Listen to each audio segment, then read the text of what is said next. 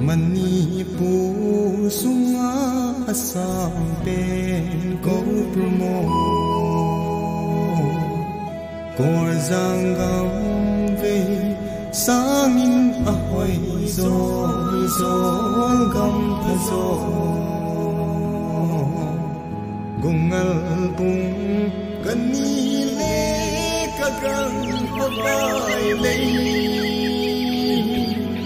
Thingkang kathing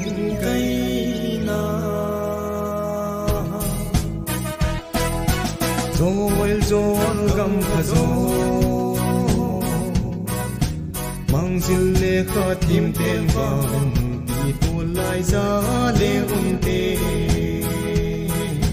Keivang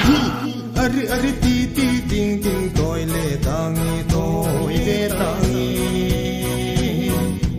Arrr.Arr titi ting ting tange la loi zonin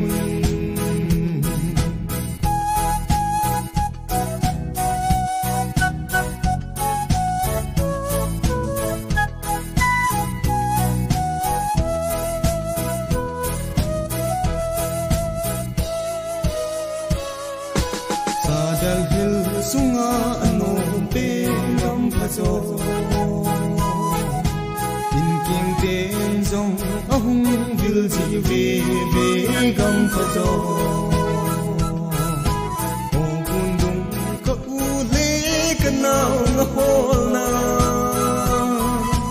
DM road kalai na Jol Jol Gamphajol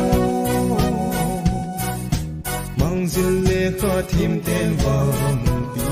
laiya leng Keivang Arrr.Arr titi ting ting tange Arrr.Arr titi ting ting tange la loi zonin